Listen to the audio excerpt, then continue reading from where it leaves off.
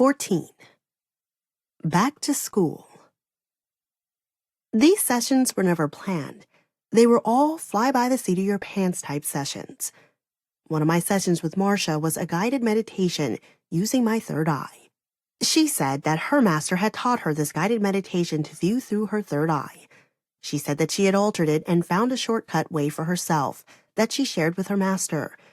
This third eye experience was interesting. The intent of the third eye session was to see my past lives in which I practiced magic. The first image that came to my mind was of a Quaker woman. She had on a white bonnet. She had gray hair, a really wrinkled face, and piercing blue eyes. I thought she was rather ugly. She was in a town or a place in which a lot of people lived and worked. She was outside in front of her home. When I looked at her, she squinted and gave me a disgusted look. The next vision felt like it was a very long time ago. I saw lush green hills in the distance. The sky was very gray, and there was a short stone wall, no more than 3 feet high. Then I saw him. His face was a bit hazy, and it was difficult to make out his facial features. He had brown hair, brown eyes, and was dressed in a robe of some sort. There were other people around, and they all seemed to be very sad. There was something about to happen, like a public execution. It was a very somber vision. This man had also given me a strange look when I looked at him. I felt like he had the power to reconstruct or disguise his face so that you couldn't clearly see who he really was. In one of the sessions with Marcia, I asked her about who might be at my left arm gripping me. At this time, I had also begun to feel a grip on my right arm, so I was curious as to who or what was gripping my arms. She said that my spirit guide was on my left arm. She said that he had been my soulmate in another lifetime. We had been in love. He had only inhabited a human body once. He wasn't just a spiritual guide. He was a higher-ranking spirit guide. My spirit guide was supposedly closer to God. I asked what he looked like, and she said he had sandy blonde hair and brown eyes. I said, "Oh, then my spirit guide is kind of cute then." As for the gripping on my right arm, that was my higher self. I felt as though it was time for my higher self to take over care of me and let my spirit guide rest a bit. I'm sure all that gripping my arm took a lot of energy for my spirit guide. I haven't felt my higher self grip my arm in a very long time. Every now and then, I feel my spirit guide grip my left arm. Some other sessions with Marcia included EFT, which stands for Emotional Freedom Technique. Others simply call it tapping. It is a process by which one uses their hands to tap specific points on their body. It is used to move and remove trapped emotional energy in the body. This is a very physical type of therapy. I had heard of it before, but hadn't tried it until then. Marcia said that she had once tapped for 8 hours straight. The kind of tapping that Marcia introduced me to involved tapping the whole body, not just the face or upper body. This tapping is very physical, and you can raise your heart rate and body temperature in a short time. Marcia had me try some Qigong. To me, this was a bit ridiculous. Qigong originates from China. It is an exercise with controlled breathing. The first exercise I was taught included me shaking my head from side to side, while simultaneously hitting my stomach with closed fists. This, too, was utilized to move energy. Then the final one I was instructed to do was to lay down with my legs in the air, and feet slightly tilted, as well as both hands elevated in front of my chest, with my palms facing upwards. This last pose I held for about 10 minutes straight. I was going through this program having to deal with a lot of different emotions. The diet wasn't much of a problem for me. I had already pretty much given up caffeine. I was able to have organic coffee, but I missed my creamer. I grew tired of having to drink something that tasted like dirt, or drinking herbal tea every hour and a half. The routine of the schedule was the one thing that became grueling. I was giving myself dry bush massages and taking baths in Himalayan bath salts for detoxing. I experienced more leg shaking. I had another set of rashes come up my legs. One looked like a scratch mark and a mark that looked like a welt from a belt. This rash was there for about 4 days. I was going through a lot. I shed nearly 20 pounds by the end. Unfortunately, I have gained it all back. I have to say that my system worked well and I did not have to open the enema kit that came in the supply box, thank God. I was feeling very alone in the world. I was grieving the loss of my family again and my friends that I'd had for many years. I missed Parker. I missed being in a relationship, even if it was a shitty one. I was still thinking of Parker constantly. I felt more alone in the world than I ever had before, even with Shelley and the kids living with me. I felt as though I was an orphan and I had no family. I spoke to the spirit world and wanted a sign that I wasn't alone. I had no family to talk with about what I was going through. I didn't want to bug my boys. They had their own lives to live. I understood what it was like at their age and I didn't want to burden them with my problems. It did seem like I was able to see my boys a lot more once I moved to my house. Aiden and I got together almost every other week. Alex was working full-time and was commuting long distance to and from work. I had a session with Marcia in which she didn't have anything planned. She asked if there was anything that I wanted to do. Of course, I wanted to work on recalling my memories. In a prior session with Marcia, she had tried to connect with my grandfather's energy, but he didn't want to respond. She tried again in this session but couldn't connect. She said she could try to use mediumship to contact him, adding that this was very dangerous, and she had to take extra precautions to do this work. She indicated that she doesn't do this work very often because of the risk involved. I didn't want her in any danger, so I said no at first. However, I changed my mind. Marcia was able to connect with him. She said that he had never crossed over into the light and was trapped in a self-made purgatory. He had put himself in this self-made purgatory because of all the guilt and shame that he had for the things he had done. I was concerned and saddened to hear that he hadn't crossed over.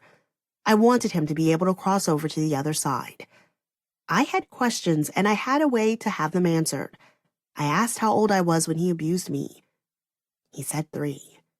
I asked if there were other times that he had abused me. Marcia timidly responded with his answer. I'm sure he had probably said something else, but I felt she tried sugarcoating it for me. He had used his fingers on me several times and then decided that he could get away with what he wanted to do to me. He apologized to me for what he had done. I asked if there was anybody else he had abused. I got 5 other family members' names. All these family members he said he abused when they were too young to remember what had happened to them. In the months prior to when I was realizing he had truly abused me, I had wondered if he had done anything to the animals in the basement. I had heard stories from my mother that animals were kept in the basement for slaughter. I asked about the animals, and I was sickened to find out what I had been thinking was true. My grandfather went on and on about a family member and how physically ill they were and how worried he was about them. He wanted blessings for them. He said that this family member and I were the ones who suffered the worst of the abuse. I wanted to know how to get my grandfather to cross over to the other side. He wanted me to forgive him for everything and he wanted blessings for the family member. I was only willing to forgive him for what he had done to me. I didn't feel that it was my place to forgive him for everything that he had done. I thought about it for a few moments. I wanted him to have peace. I wanted him to cross over to the other side. I had just dealt with generational karma and my own past life karma. I thought about how my God was all forgiving and that I too should be all forgiving. I wouldn't want to be stuck in purgatory and would want someone to forgive me so I could move on. There was no point of him suffering any longer. I had to forgive him for everything. He was reluctant to go.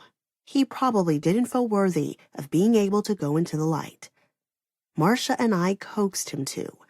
She said that his energy was vibrating at a very low rate and that it took time for his vibration to rise. She said it can be a painful process to raise your vibration in such a short period of time. It was necessary for his vibration to raise to enable him to cross over. He crossed over into the light. Marcia called this a miracle. I never considered this a miracle, and I still don't. This was a lesson in attachments. There are things in life that we hold attachments to, the things we no longer need or things that no longer serve a purpose in our lives.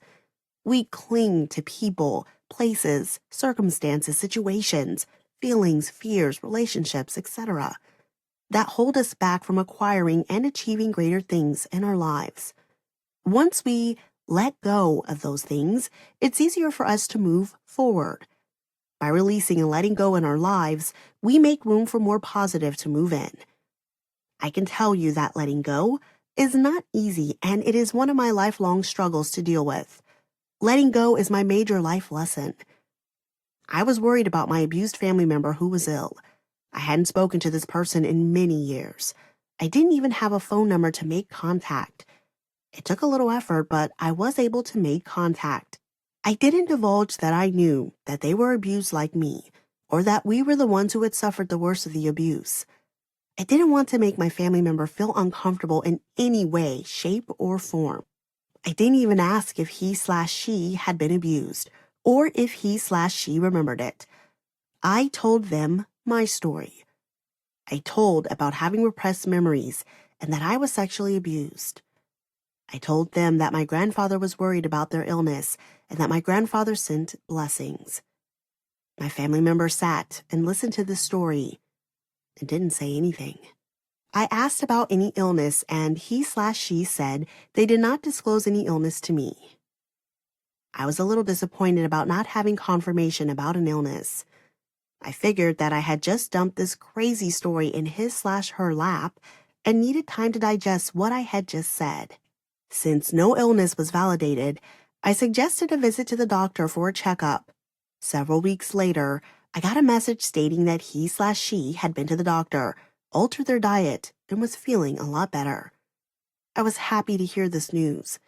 This gave me some validation that I truly did communicate with my grandfather on the other side. While working with Catherine, we discussed that I had issues with women. We discussed my relationships with the other women who had been in my life, women that I had issues with. I brought up Devlin and asked her what the relationship was all about. I asked if Devlin was just jealous of me or if she wanted to be me. She said no. She was in love with you, and when you figured it all out, it totally freaked you out, to say the least. I would have rather had a male friend over a female friend any day. I have had the perception that women are catty, backstabbing, and unreliable, whereas with a guy, from my viewpoint, is WISIWYG. What you see is what you get. Issues with women are tied to femininity and the ability to be emotionally expressive. Catherine did her thing and was looking at the energy surrounding me. She picked up on secrets, more to the point, sexual secrets. There was a lot of sexual secrets surrounding me that came from my family, associated with guilt and shame. Catherine said she was having a lot of my ancestors surrounding her and wanting to talk with me. She said that there's a man here who wants to talk with you. He has gray hair, a beard, and a mustache. He's coming through on your mother's side. I didn't know anybody on my mother's side who fit that description. It did, however, cross my mind that it might have been my Uncle Joe. She asked if my mother was a party girl. I said I guess she was from the stories I had heard. Catherine said she could see some sort of club, membership, organization, or fraternal organization. That set off a light bulb in my head.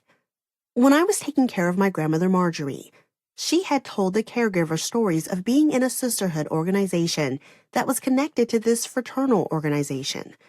My grandmother had told this caregiver stories of Joe's first wife, Bonnie, and her doing some crazy things while they belonged to this sisterhood. I asked if it was Joe and wondered why he showed up on my mother's side rather than my father's side. It was Joe. Joe was one of my favorite relatives to be around. My dad would always get him to tell stories. He was able to tell made-up stories like they truly happened. The prompt my dad would use with Joe was, "There I was, 40,000 feet in the air." I was happy to hear from him. Catherine said he came to tell me a story, so I said, "So there I was, 40,000 feet in the air." This wasn't one of those types of stories, and he had a seriousness to him.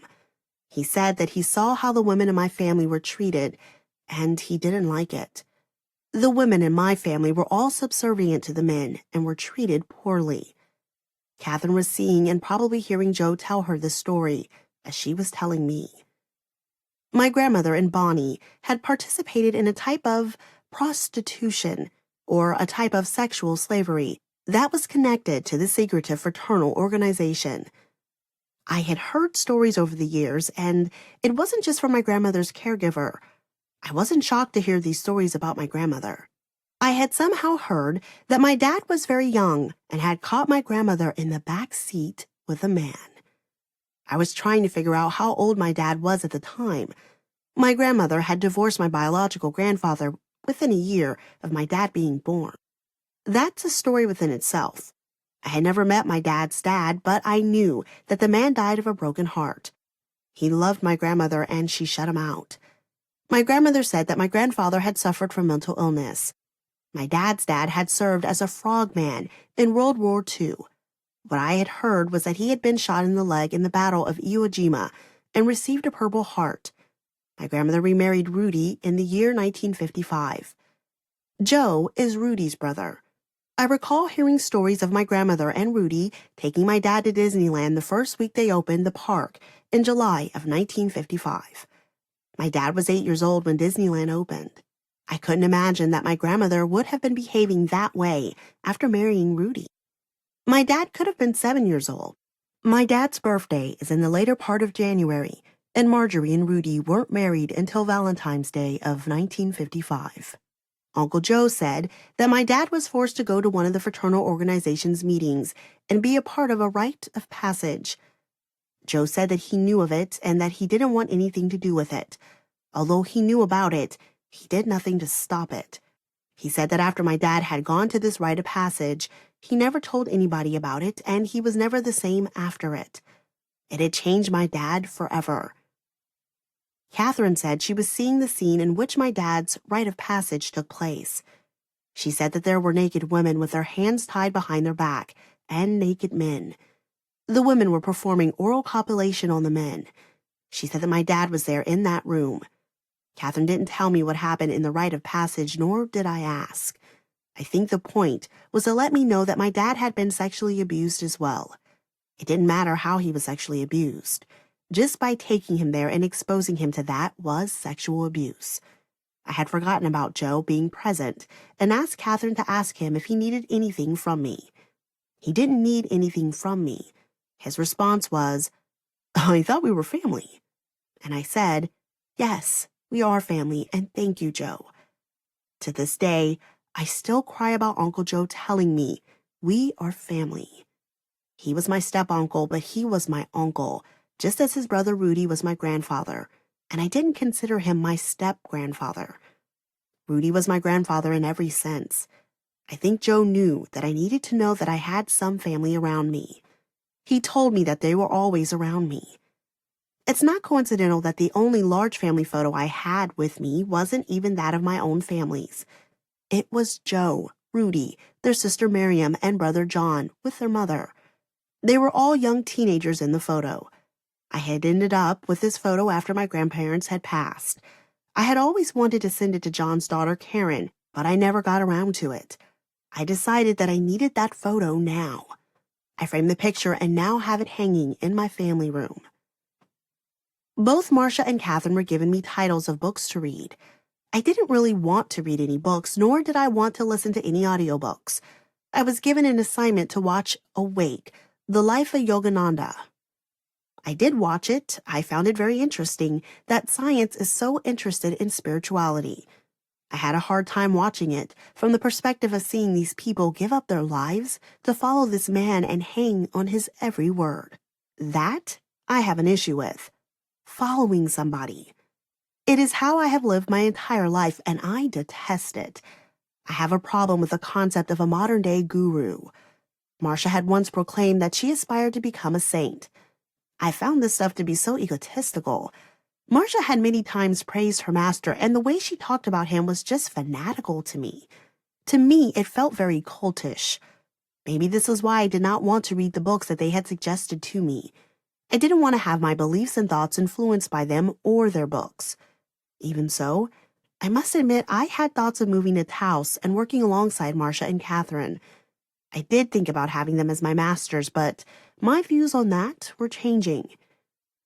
I was feeling that God was pulling me closer towards Him, and He was asking me to follow a path and have faith in it. I knew I was learning lessons even if I wasn't getting all the answers to my questions. I knew He wanted me to become a spiritual healer.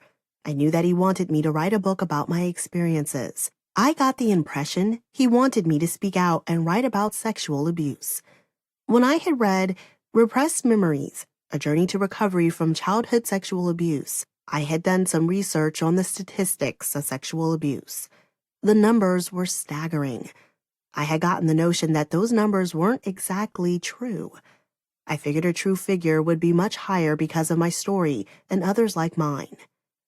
I thought that God may have been calling me for more than just to speak out about child sexual abuse.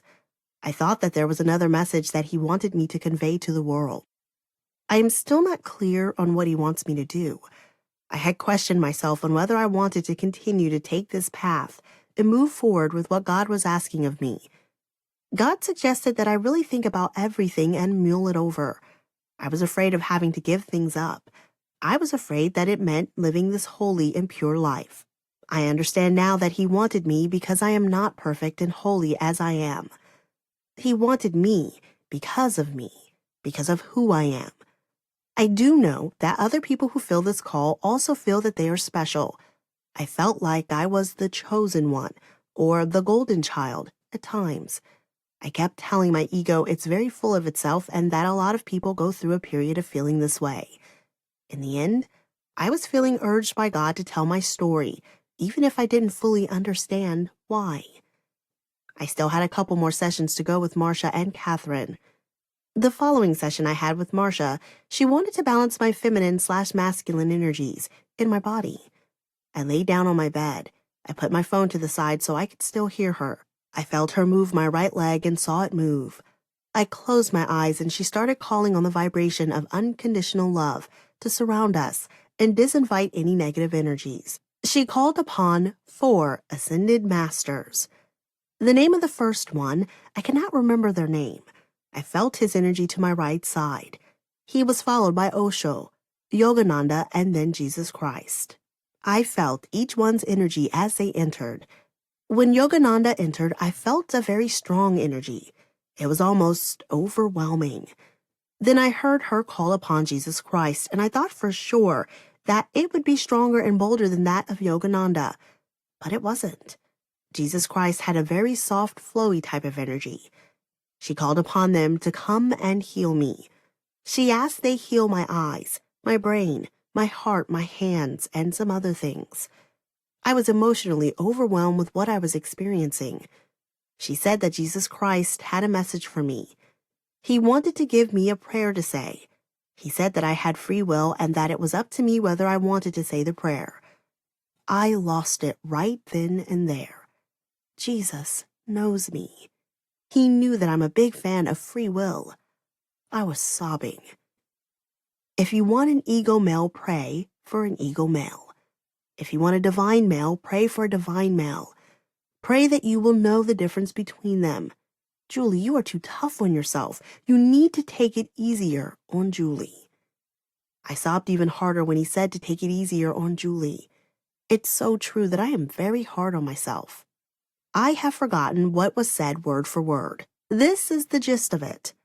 I know what an ego male is and have had plenty experience with that in my life. I have never known a divine man and have prayed for one. What more can I say? It was an experience that Jesus Christ was here giving me a prayer to say. Interesting. Oh, by the way, you might be wondering why Jesus Christ is considered an ascended master versus an archangel. Archangels typically have not inhabited a human body, and ascended masters have inhabited a human body. My next session with Catherine, I asked about my great-grandfather Larry. He had been on my mind the past couple of days. I wanted to know if he was still roaming around the earth and why he hadn't crossed over. He almost instantly appeared to Catherine's right side. Of course, Catherine was acting as a medium between us. I can't remember exactly how the conversation had started. She said that he had had another child before he had my grandmother Marjorie. This was shocking. He had another child when he was in the Navy on the USS Arizona. He had lied about his age to get into the service. He was very young. Catherine was able to pick up some visions of this. She said that the child he had prior was either a Hispanic or black baby girl. It was very taboo in those days. He didn't treat the mother of the child very well. He did love her, but he treated her as though she was a slave. I knew that my great-grandfather Larry had belonged to the fraternal organization that my grandmother Marjorie was connected to through the sisterhood. Marjorie was a type of a legacy member. After my great-grandmother Gladys had passed, Marjorie had my mother and I come over and go through closets. I came across some business cards and pieces of paper that had been Larry's. And those papers were indications that Larry could have possibly belonged to the Ku Klux Klan. There were words that read, "White members only," and "No blacks."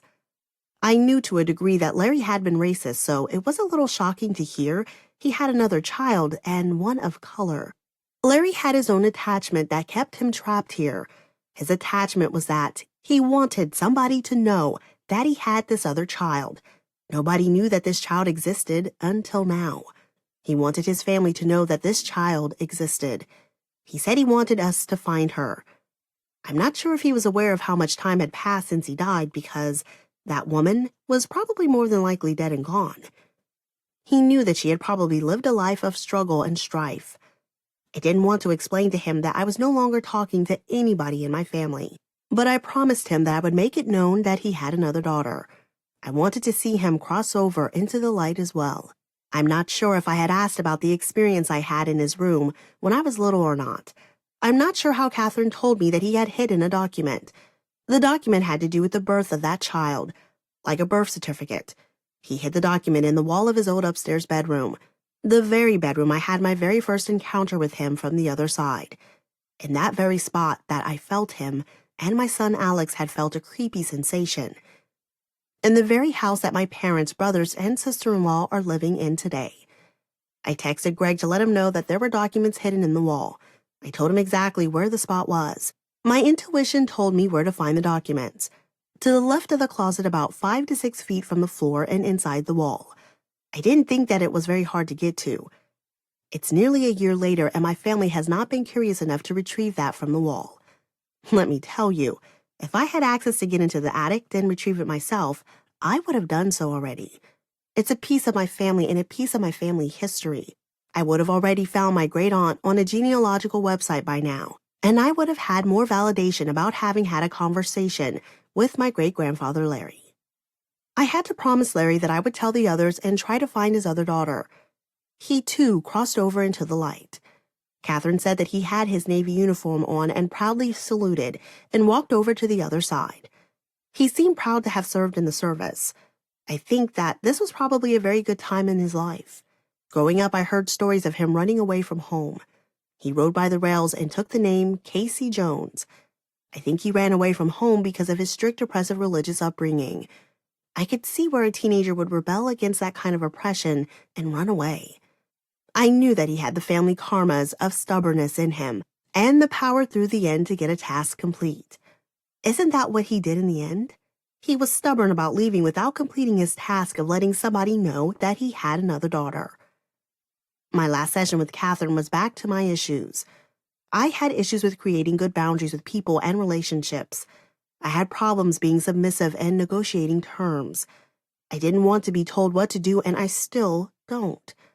I had issues with having to be right in an argument. I needed to appeal to the needs of others to negotiate. I hated negotiating. I felt awkward in that position because I was afraid to push my limits and ask for what I wanted and needed. It's not that I hadn't done this in the past. It's that I wasn't consistent once the terms were spelled out. I had issues with holding others accountable for terms that they had agreed upon. I felt that I had to suffer, go without, and be the giver. I had associated being a taker as being a bad person. I had sacrificed myself in the process of this way of thinking. I had to work on taking with integrity and taking graciously. I had to learn how to honor somebody else when I was a taker and determine what I was taking and why I was taking it. I still have some things to work on from that session. My last session with Marsha was interesting, like all of them. This one, we did another guided third eye meditation. This time, I was to ask 3 questions, anything I wanted to ask. I still had Parker on my mind. I asked if he really did love me. I was prepared to see anything. I saw his face as he was crying. He was lit up with a brilliant white light so bright it looked like he was wearing a white t-shirt. He doesn't own any white t-shirts. I interpreted that the white light was the love he had felt for me. I felt his chest aching for me and his stomach hurt. I felt so bad. I had broken his heart. I sobbed and said, "Oh my God." The second question was if my mother would ever believe me and find it in her heart to be sympathetic toward me for what had happened to me. I was prepared to see anything I saw. I saw my mother in her dining room, and we were sitting down at the table. We were sitting down to talk about her not believing what happened to me and wanting to have proof of it. I don't remember her saying anything. I could read the expression on her face. She wasn't going to believe me with or without proof. She was never going to change her position or stance on the subject. I couldn't think of a third question to ask. Marsha asked what I had asked. I didn't really want to share it with her and couldn't remember if I had. I know that I had asked her if Parker had been my soulmate. She had me say his name 3 times and she was able to see. She said that we had 2 or 3 other lifetimes together. We were soulmates and we had a sacred love. Sacred love is one of unconditional love. Sacred love is also a connection to another person on a mental, emotional, physical, and spiritual level. Now, I understood why I had felt that he and I were soulmates. Now I knew why I have such a hard time getting over him. It wasn't just about this lifetime and the relationship we had in this lifetime. I didn't feel so bad now for not getting over him, like I thought I should have. I learned that you aren't always meant to be with your soulmate forever. I was lucky to have found one and spent some time with them for a little while. Some people never know that love, and some don't believe that kind of love exists. Marsha, Catherine, and I were going to go on a soul retrieval in a few days. I was driving out to Taos by myself. Marsha said that we were going to do a fire ceremony. She informed me that I should bring anything that I wanted to burn and let go of it. I don't think I was truly ready to let go of Parker, especially after having just found out that he really had been my soulmate. I was planning on taking some socks Parker had given me for Christmas. To me, they were ugly Christmas socks. I couldn't bear to look at them as they would only remind me of him. He never gave me much of anything. He didn't give me any letters or cards ever. We never took any photos together. The only thing I had that I could let go of was the stupid-ass socks. I told Marsha that I intended to write a letter to Devlin so that I could let go of the anger I still held towards her. I had also been kicking around the idea of giving up smoking, but didn't say anything to Marsha about it. The next day, I left early in the morning. I played a lot of music and did so much singing that I was hoarse. I stopped at rest stops along the way. I started seeing ravens at the rest stops. That night, I stayed in Flagstaff. I had gone outside my hotel room to call Shelley and let her know I arrived at my hotel. As I was walking around the corner from my hotel, there was a glass-blowing shop, and through that window, I saw several ravens. The next morning, I was awoken by what sounded like, you guessed it, folks, ravens. When I went down to get some coffee and have a cigarette, guess what I saw? Those ravens that had woken me up. They were huge. They had to have stood at least 2 feet tall. Of course, I had to Google the symbolism of the raven. Duh. Go Google for yourself because there were many different meanings and significance around this smart bird. I was back on the road for the last stretch of highway to Taos. I had joked with friends that I was going to do Jedi training in the desert because the Force is strong with this one. While driving, I thought about writing this book that you were reading. I thought about the title and chapter names. There was so much I had to say in this book. I cried all the way to Taos, thinking of how I broke Parker's heart and just how much he did love me. I loved him just as much. I hurt just as much as he hurt in the vision I had seen. That evening, I met Marcia and Catherine at their shop at 6. We loaded up our backpacks and sleeping bags into Catherine's Toyota Land Cruiser. I was about to embark on an 18-hour fasting journey into the desert. We drove a short distance down the highway and then onto a dirt road into the desert. Catherine and Marcia made small talk and I listened. Marcia was talking about her intuitive training seminar. She had invited me to go and I told her that I needed to give it some thought. She had been talking about one of her students she recently had and how he picked up on that she had a cat. She said that he was also able to intuitively see that her roommate was abusing her cat while she was gone. One of the things that had stood out in my mind about this conversation between the two of them was that Marcia had a roommate. I started doing the math in my head. If Catherine and Marcia own the shop and work the hours that they say they do, it's a math word problem. Remember them from school? I figured that the shop had to bring in somewhere in the ballpark of $300,000 a year. We then subtract labor, product, overhead, taxes, etc. Let's say they take home $85,000 each. Why does she have a roommate? It wasn't making sense to me. Driving for nearly an hour, we had made many turns on these dusty, bumpy dirt roads. The sun had gone down. We had passed a group of men as we approached our destination, and Catherine and Marcia seemed a little nervous by their presence. For some reason, I didn't mind their presence at all. We had passed many campers along our way on these roads. Coming to the end of the road, we parked. We each grabbed our gear and started walking on a dirt path. At first, we went downhill and then leveled off for a while. Then the path went up and got rocky. I was breathing heavy. It was a full moon, but we still needed a flashlight to see our path. I couldn't really see where this path was in the larger surrounding landscape. We came up and around the side of a mountain. We were on a cliff. Marcia was asking me to jump or put my foot on this ledge to get over to the cave. I am deathly afraid of heights, and this was my pushing limits. I'm not really a hiker, let alone a mountain climber. I get anxiety just driving near large cliffs. I was full of anxiety, so I had to figure out another way to get into the cave. There was another large rock below the ledge. I was able to sit on my butt and crab walk to the opening of the cave. There was some level land in front of the cave, but not much. The cave was big. The inside dimensions were probably 15 feet deep, 20 feet wide, and at least 10 feet tall. There was a small circle of rocks where others had fires. It reminded me of the Flintstones. It even had a window on one side. The cave face was wide open but had a small man-made rock barrier along the bottom. Marcia explained that the cave was a sacred Native American cave and used for rites of passage, ceremonies, and rituals. Marcia had brought some Duraflame logs with her. I was relieved that she brought wood. It had crossed my mind that I might be able to go get wood as a part of my training. Marcia kept referring to this soul retrieval as training. Before the trip to Taos, I had asked her what we would be doing. The only thing I really got out of her was the fire ceremony and training. She said spirit would guide the night.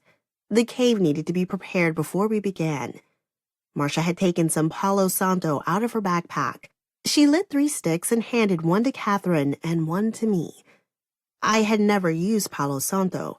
I had only used white sage smudge sticks. The Palo Santo did not want to stay lit. The 3 of us kept blowing on our sticks to keep it lit, so that we could walk around the wall of the cave for the Palo Santo smoke to cleanse and bless the area. We sat down by the fire after cleansing and blessing the cave. I was asked what I wanted out of the soul retrieval. I can't remember exactly what I had said, but it was something to the effect of wanting to have healing of the emotional and mental trauma I had suffered as a child. I also wanted to let go of Parker and Devlin. From there, I was asked to go get the things that I wanted to burn in the fire ceremony. I got the socks that Parker had given me, the letter I wrote Devlin, and my pack of cigarettes. They had no idea I was bringing socks or cigarettes. Catherine started the ceremony with us gazing into the fire and meditating on her words. Then I put Parker's socks in the fire. Marcia proceeded with the ritual with intention for Parker to be banished from my life for good. Inside, I didn't want that at all. I still wanted to be friends with him.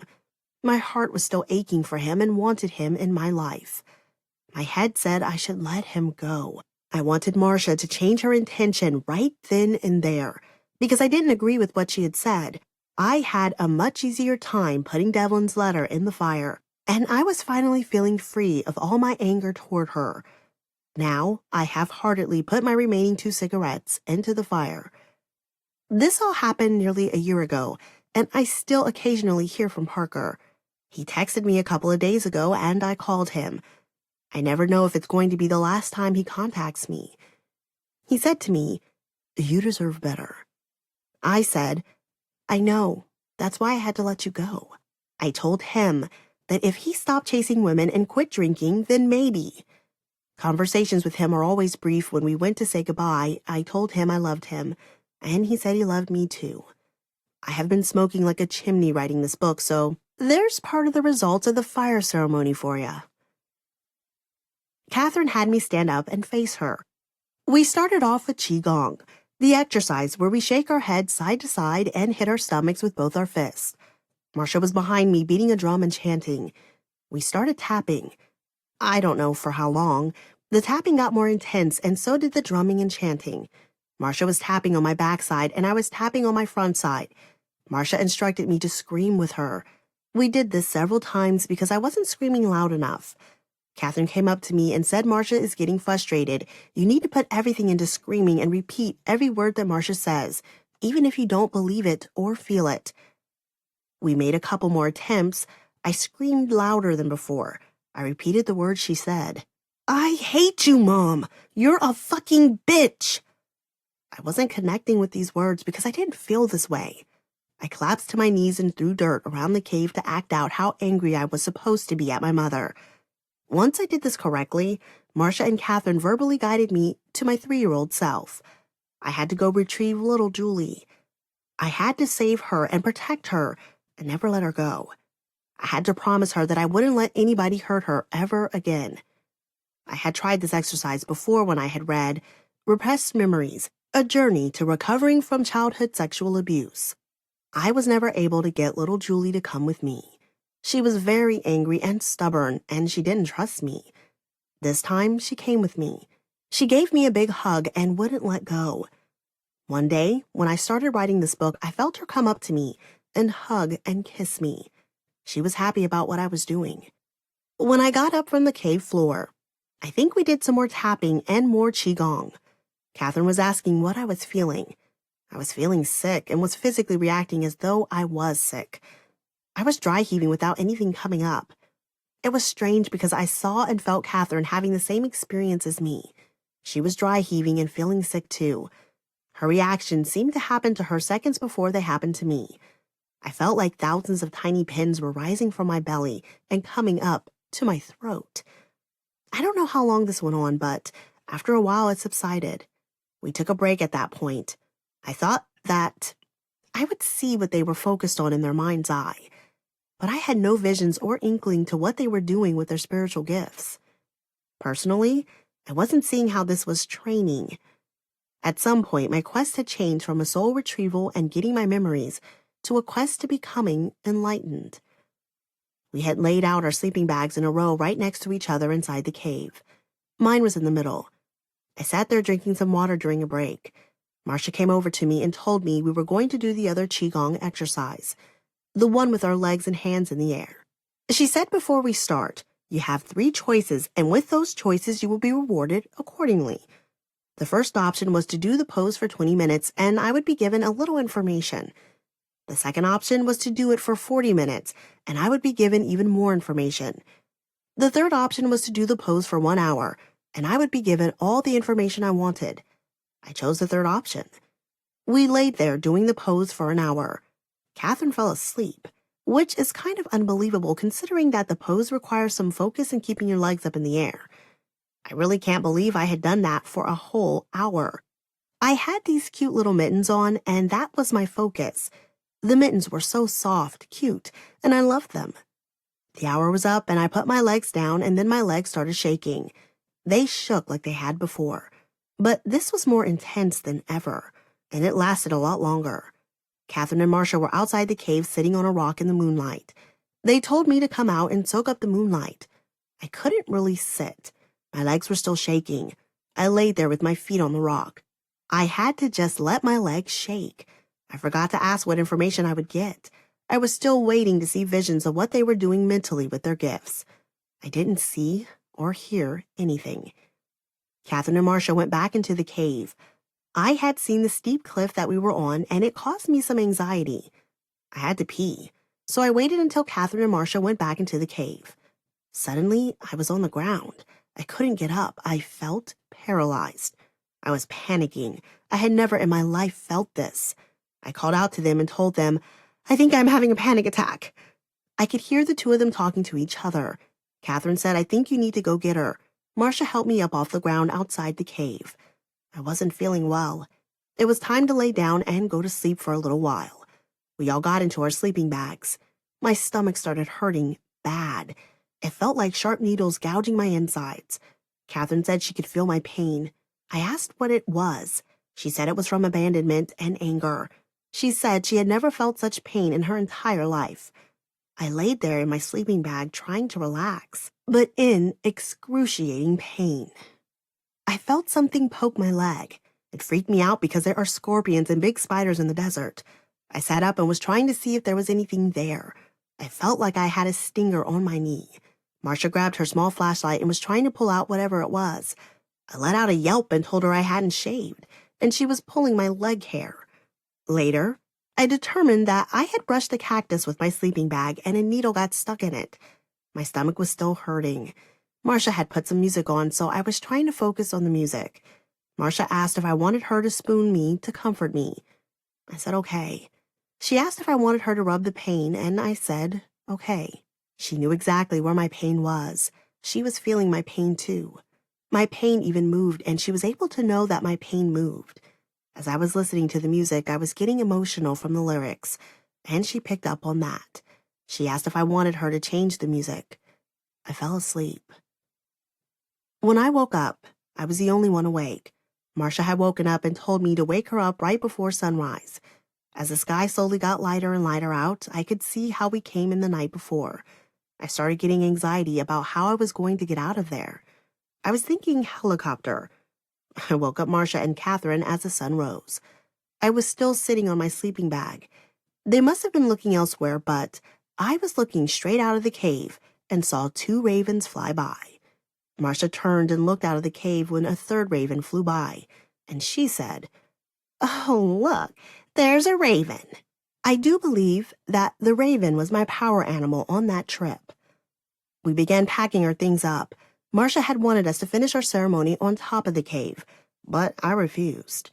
I made it very clear that there was no way I was climbing up on top of that cave. I wasn't sure how I was going to get out of the desert. I had asked them for help to guide me out of there. Sometime during our rituals the night before, Catherine had told me that I had to ask for help when I needed, and that although I had endurance, I lacked discipline.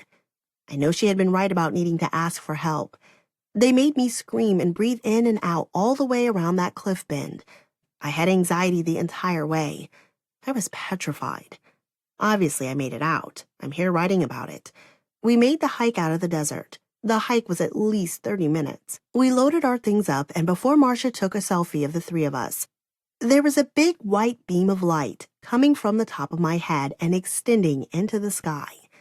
We made our way back down that dirt road back to the highway. We were not done. Marcia had to think of another place to go that she considered sacred, like the cave we were at. We were back on the highway. They really didn't know where to go. We were on dirt roads again. The 2 of them had been carrying on a conversation the whole time. As we were approaching a place that Marcia was telling Catherine to park, I heard Native Americans chanting in my head. I thought to myself, this is it. You're crazy. You have completely lost your mind now. Out of all the crazy things I had experienced in the past few months, this was the one that made me think I had completely lost it. I did hear Native American chanting. The Native Americans who had performed ceremonies in that sacred cave and the ones who achieved the rite of passage had come to signal to me that I too had achieved the rite of passage. Catherine grabbed a yoga mat out of her truck, and we made our way to an area where floodwater had left a ditch. The 3 of us went down into the ditch. I laid down on the mat.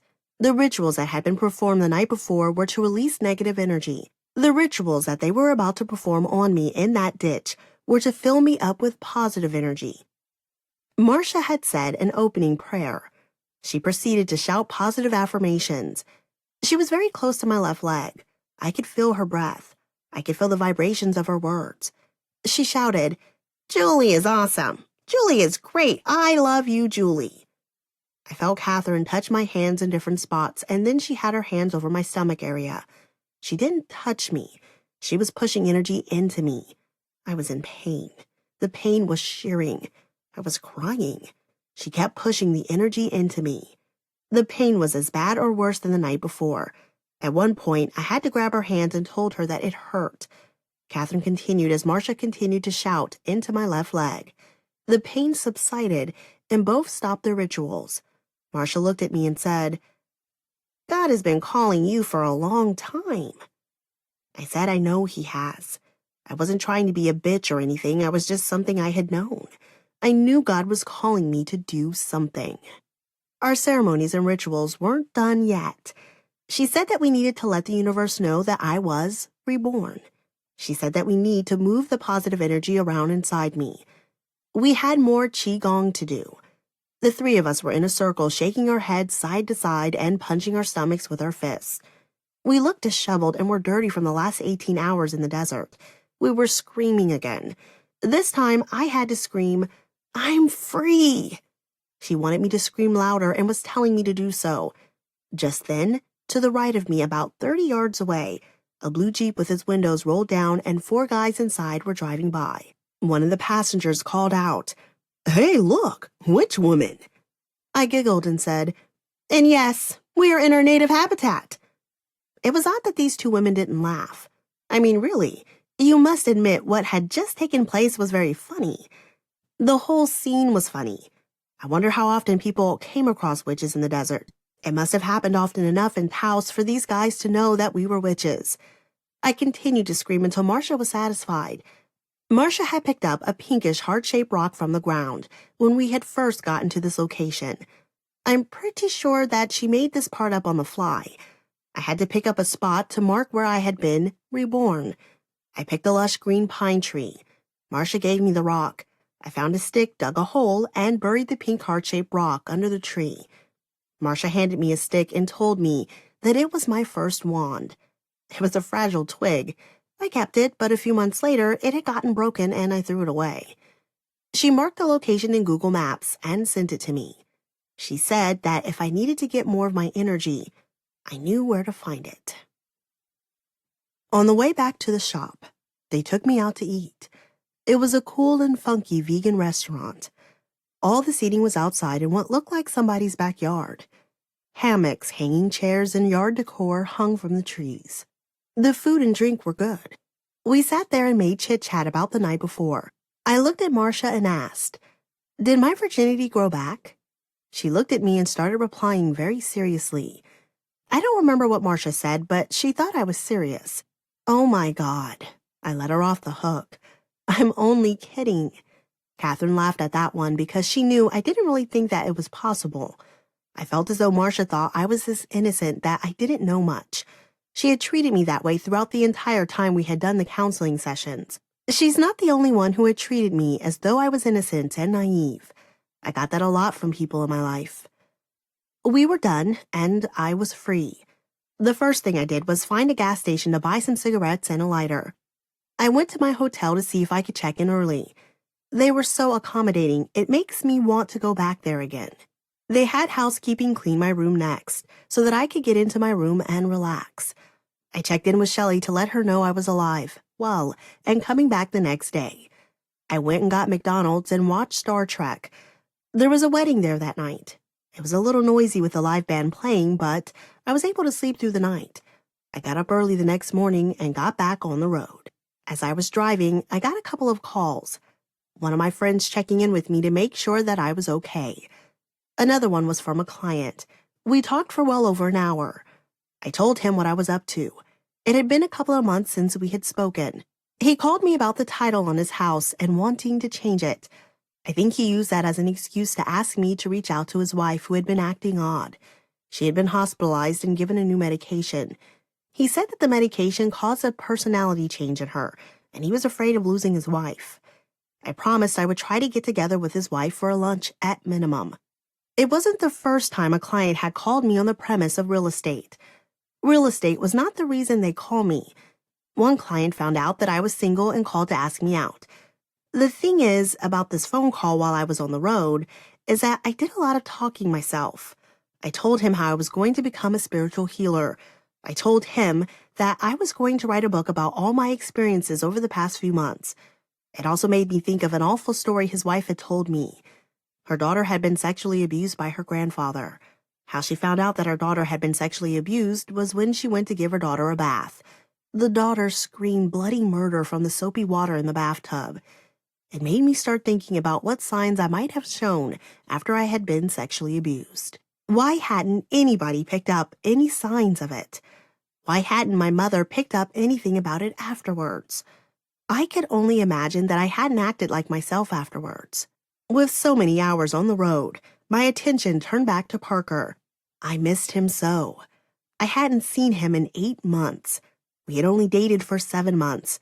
I had intentions of going by his house on my way home.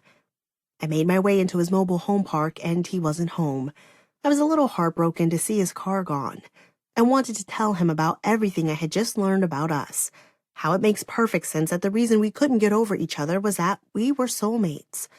A few days after returning from Taos, I left to see my sister Tara in Oregon. I hadn't seen her in 22 years.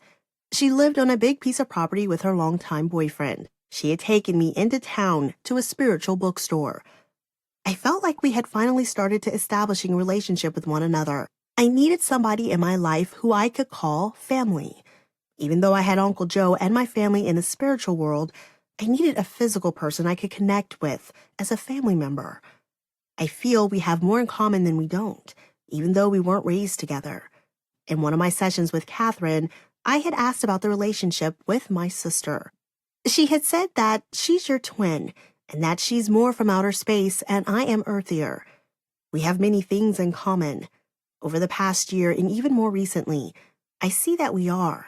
Tara speaks with a different vocabulary than I, but we are usually on the same page about what we are talking about. When I returned from Oregon, I had texted Parker that I was going to write a book. I told him I had wanted to meet with him and talk. Parker had pulled my ponytail for months about getting together. I didn't think it would happen. He called me and told me to come get him. I was shocked that we were going to see each other again after 8 months. We went to the Dust Bowl for lunch and we reminisced about being there when we dated. I knew he felt the same way I had about the place when we were dating, but I had never heard him express it to me. He talked like he wanted to get back together. I still loved him and he still loved me. When we dated, we were best friends. He told me he could still give me drum lessons. I told him he was an awesome drummer, but he had no patience to be a drum teacher. It was nice of him to offer.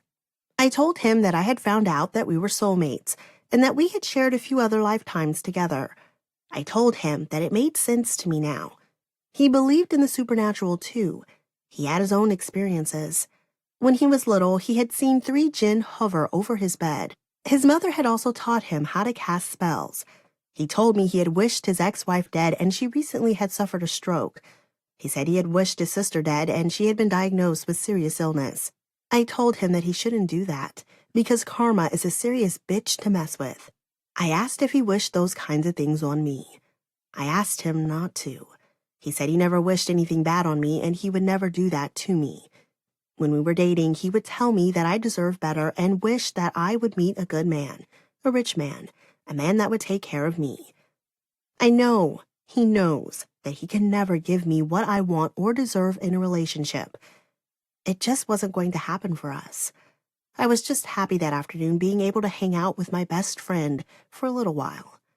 I still wasn't over him. It was going to take almost another year to heal my heartache. One afternoon, I was lying in my bed reflecting on everything I had experienced. I was missing Parker again. I was thinking about writing my book. I felt an energy sensation. I had been feeling energy movement inside me for a couple of months now, and I knew what it felt like. This time, the energy sensation was different.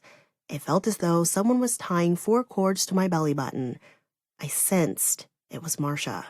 I had my reservations about working with these people anymore. I had made my mind up that I wasn't going to the intuitive seminar, nor was I going to move there and work alongside them in their shop. I wasn't about to spend more money on something I could feel like I didn't get anything out of. I was feeling that I hadn't gotten much out of my trip to Taos. I had a lot more questions and felt a little spiritually abused by Marcia and Catherine. I hadn't retrieved my memories. I wanted my questions answered. I felt that the soul retrieval I got wasn't authentic, like the ones I had read about or the videos I had watched online. I wanted to know what they did during my soul retrieval. I wanted to know what they intuitively saw when they were doing their spiritual work on me.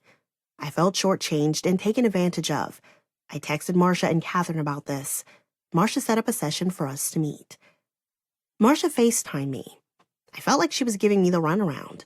I asked her about the energy sensation with the cords. She gave me an unsatisfying answer. I felt she was giving me a song and dance.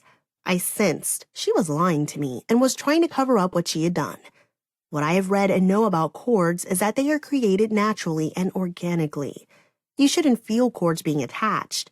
I did a few rituals to cut the cords. Marcia's behavior, not just then, but from the beginning, had reminded me of Devlin.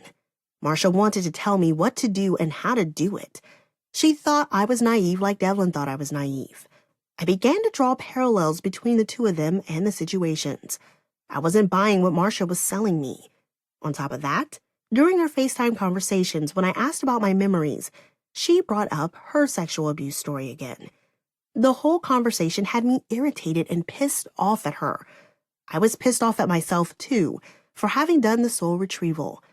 Marcia had told me on more than one occasion that I had been very abused and neglected as a child. I sensed that there was more that I didn't know. The wheels in my mind had started to turn wildly. I wanted the questions about my soul retrieval answered. Now, I wanted answers to all the new questions I had about being abused and neglected as a child. I mean, I had all kinds of questions running through my head from Marcia saying that I was very abused and neglected as a child. I mean, think about it. I had repressed memories of my sexual abuse. What else had happened to me? Could I possibly have more repressed memories? Was I sexually abused by anybody else? Was there child pornography out there of me? Was I prostituted out? Was I drugged as a child?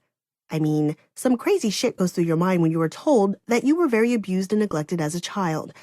I came up with a very long list of questions and emailed it to both Catherine and Marcia. They decided that it would be best if we set up a FaceTime session. They knew I was pissed off. They knew that maybe they hadn't debriefed me properly after the soul retrieval. I still owed them money for the soul retrieval. In my mind, I wasn't going to pay them until I had my questions answered. I was so upset about all of this that I had completely missed a day of work. It wasn't like me to not show up at work. I hadn't realized that I had even missed a day at work until I was taken off the schedule 2 months later. I felt like I was getting the runaround from them about what they did spiritually. I wanted them to give me details about what they did, how my soul pieces were returned, etc. These are the types of things that happen in a traditional soul retrieval. Marcia said that what they did was deeper than a soul retrieval. I had gone there for a traditional soul retrieval and didn't get one. They couldn't answer my questions to a soul retrieval because I hadn't gotten one. They weren't willing to share what they did or what had happened. They were able to help answer the questions that had been going through my mind. I had asked about the panic attack that I had outside the cave.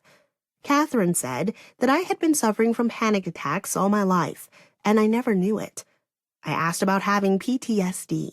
Catherine said that I did have PTSD. I had PTSD since I was a baby. When I asked about being drugged, they both agreed that my mother had given me cough syrup and alcohol as a child to keep me quiet. I have a memory of being with my mother and brothers in the hallway built-up cupboard. I remember asking why I wasn't getting cough syrup. I remember my mom saying that I didn't need any because I wasn't sick anymore. I remember thinking way back then that what my mother said didn't make sense. I was never sick when she gave me the cough syrup before. I asked if there was any child pornography of me, and they both said yes. They both said they picked up a lot of energy around this one. My grandfather had taken pictures of me when he abused me. So yes, there was child pornography of me. I do have a memory of him having a camera in his office. I remember seeing the flash cube on the camera. If they existed, there would be no denying that they were of me. I have a significant strawberry birthmark on my buttocks, but she would still deny it. If I was able to produce pictures to my mother, she still wouldn't believe me. They both confirmed that my mother knew that my grandfather had sexually abused me the day it happened. When she saw me, she decided not to deal with it. She had made a conscious choice to not deal with me or the situation. She couldn't admit it then, and I doubt she would admit it now. In the end, I had gotten a better picture of how I was abused and neglected. Now I know that I had suffered from PTSD all my life. Having PTSD all your life, you really don't know what normal is, because PTSD is your normal. At the close of the meeting, Marcia had made a lot of comments to me. She said that she was hoarse for 5 days after the soul retrieval. She was blaming me for her being hoarse. I didn't clearly understand what was expected of me on the soul retrieval. It wasn't clearly explained to me. She expressed that she felt I was ungrateful for her spooning me in the cave. She did offer, and I said yes, but now I get backlash over it? She said that I was one of the hardest people she had worked with and referred to my behavior prior to starting the detox diet. I had all these reservations about it and wanted my questions answered before I started. I was shocked that she had said all these things. I was amazed at the lack of compassion that she had towards a client that went to her for healing. I was shocked that she would tell a client these things.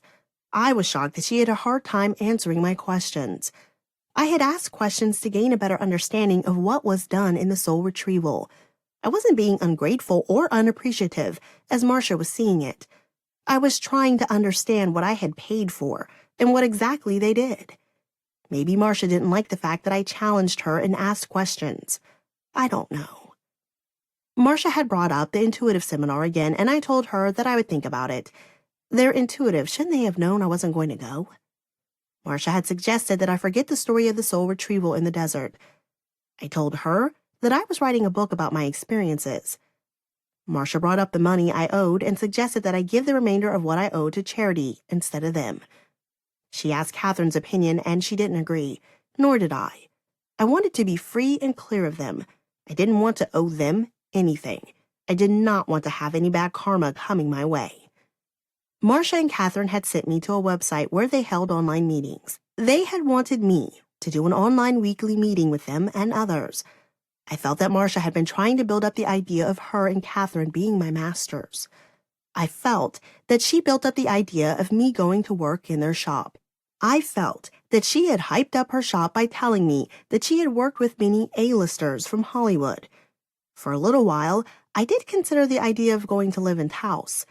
When the idea was waning for me, I decided that my area needed a healer more than Taos. I didn't have to go there to be a healer. I think I had decided on my trip back from Taos that I didn't need a master, and that I was going to be my own master. I think Marcia was a little disappointed when I told her in that last meeting that I had found a local place to go. I was still getting this carrot-on-a-stick impression from them. In hindsight, I think that is a part of the reason that they didn't answer all of my questions. Leave me hanging so that I would come back for more. I was getting the impression that they were a part of a cult and that these two were recruiters. I never said that these two aren't spiritually gifted. They are both very gifted healers. I felt they had an underlying agenda to recruit.